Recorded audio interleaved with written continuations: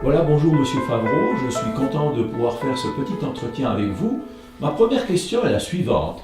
Quand on a été aussi baroudeur, aussi voyageur en Asie, en Afrique et ailleurs, comment se fait-il que vous ayez, si j'ose dire, atterri à Saint-Pré? Saint-Pré, mon premier contact, il a été le docteur Forel, Oscar Forel, qui habite à l'époque le manoir et constitue en quelque sorte le cœur du village. Il est le notable, il organise des concerts. Je le rencontre parce qu'il est très préoccupé de photographie et que quand nous voyons, nous ne parlons pas billets de 1000 francs ou les fourmis, ou la sexuelle, les fragues de son père, mais nous parlons écorce. Il est dans le végétal d'une manière hallucinante. Il connaît absolument toutes les essences et les photographies. À ce moment-là, Saint-Pré me paraît charmant, mais sans plus. Nous habitons, ma femme et moi, 5e étage aux escaliers du marché à Lausanne. Nous y sommes très heureux, mais c'est tout de même la volonté d'avoir un peu d'espace vert, un jardin. Nous cherchons. Il y a une petite annonce dans la feuille d'avis de Lausanne qui n'est pas encore 24 heures. Nous sommes en 1959 et cette petite annonce précise que le château de Saint-Pré est à vendre. Le prix en est même indiqué et il se trouve que c'est celui d'une petite maison que nous sommes en train d'examiner à Pilly et qui nous paraît charmante, mais dont les voisins nous inquiètent parce qu'ils sont déjà, de part et d'autre, appliqués à nous dire que nous sommes les bienvenus pour débarrasser le jardin de son chenil. En même temps, je dis à des amis à nous que nous allons peut-être nous établir à Saint-Pré, et aussitôt c'est un grand cri d'angoisse. Vous êtes fous, on n'a pas idée de s'établir à Saint-Pré, où la presqu'île est battue par le vent et par la bise. Vous allez être incommodé très vite, vous allez regretter très vite votre achat. C'est à ce moment-là qu'il me vient à l'esprit, pour les faire taire, si Saint-Pré est battu par le vent, c'est un avantage parce que ça a valu à Saint-Pré d'échapper à la peste.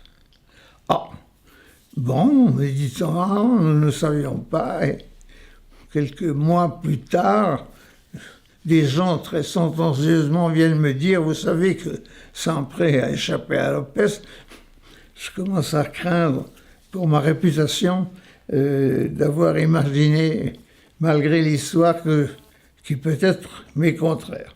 Toujours est-il que ma femme et moi, nous trouvons la maison merveilleuse, l'endroit tout à fait agréable. Je fais venir un homme charmant qui a vocation d'entrepreneur. C'est un grand mot où il est tout seul avec un maçon et je lui explique que j'ai quelques travaux à faire, mais qu'on va y aller peu à peu. Pour l'instant, je découvre que la maison est en bon état, et que je n'ai rien à échanger. Il a l'air maussade. Je m'étonne un peu de cet air en lui disant « c'est un petit chantier, mais monsieur Scalia, je ne m'appelle pas Scalia, je m'appelle Scaglia. » Ah bon, je m'excuse, j'avais cru bon de prononcer à l'italienne, mais monsieur Scaglia, c'est votre père qui est venu à Saint-Pré comme verrier, et donc vous êtes dûment dans le paysage maintenant, puisque, oui, je ne sais plus l'italien d'ailleurs. Mon père, oui c'est vrai, mon père n'a jamais appris le français, mais je suis à Saint-Pré, oui, à Saint-Pré. Mais si j'ai l'air maussade, comme vous dites, c'est parce que je suis désolé que cette maison, cette vieille maison, aille à un étranger. Le vaudois que je suis sursaute un peu, parce que m'entendre dire tout à coup, ici, dans ce périmètre, que je suis un étranger, et cela par un charmant Italien totalement intégré, ça me convainc à la fois que le canton de Vaud intègre vite, et d'autre part, que je vais avoir un certain effort à fournir pour ne plus être l'étranger et pour être en particulier admis à Saint-Pré où la presqu'île est le fait quasiment de natif, où la presqu'île s'honore justement d'avoir échappé à l'influence d'autres, et où réellement on est un peu déconcerté par le fait qu'arrive de plus en plus de Lausannois, et que petit à petit, Saint-Pré devient un faubourg de la grande ville.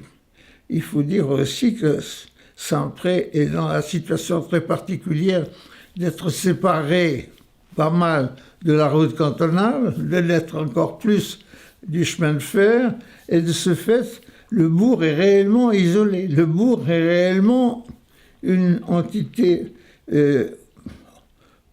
tout à fait homogène. Et de ce point de vue, il va falloir, à ma femme, à moi, mes enfants, il va falloir un certain temps pour nous considérer comme du lieu. Maintenant, je considère qu'effectivement, tant d'années me font Saint-Priat.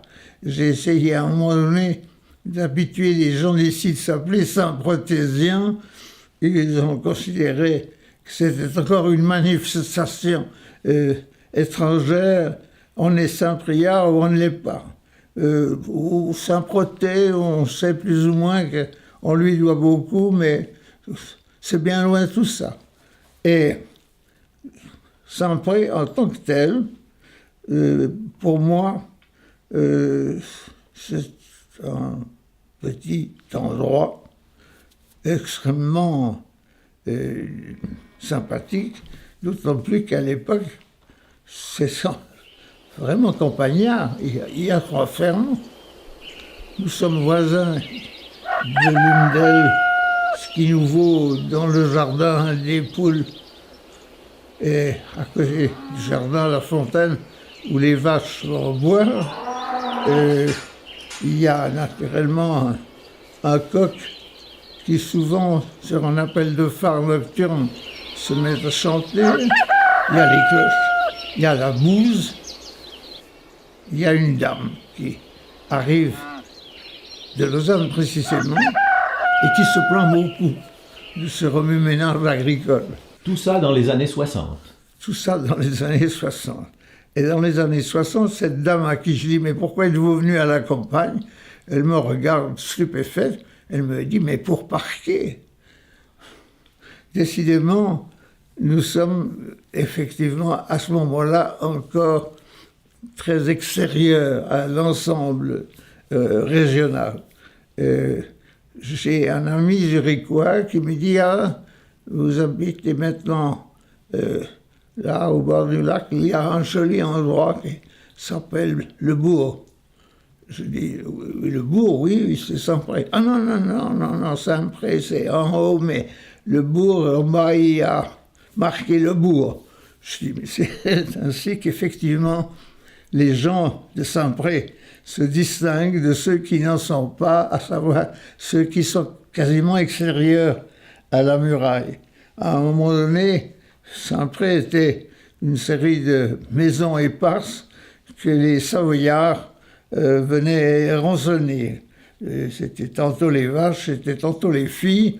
Toujours est-il que c'était une menace que les chanoines ont surmontée en regroupant la population dans la presqu'île, en construisant la muraille, en construisant la tour, qui est effectivement un gros point de repère, puisque c'est celui de ma maison, et que de la tour, je vois les choses d'en haut. Je vois les choses dans une certaine mesure de manière large, parce que c'est quasiment la vue sur tout le lac et sur tout le périmètre d'abord, qui évidemment se référait à la tour de Saint-Pré comme il se doit de Rolle ou de Vufflon. Je suis ici à chaque fois que je ne suis pas en voyage. Je suis décidément très enraciné parce que je suis de nature paysanne. Mon père a été encore campagnard et mon père a été paysan à Montreux jusqu'au moment où les hôtels de Montreux ont chassé les paysans à la périphérie.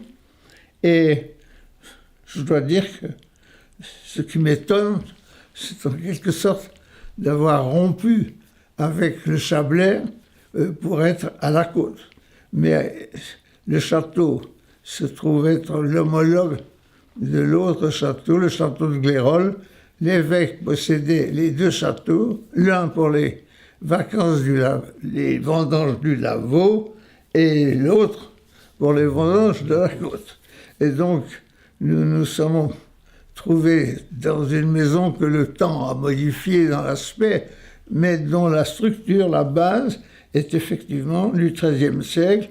On a découvert, après quelques travaux, les crépis de tout le temps qu'il a fallu pour que nous y soyons un jour chez nous, et nous avons découvert dans la continuité que c'était effectivement un vieux et très vieux lieu. Voilà à peu près pourquoi, à Saint-Pré, je suis fort heureux d'être,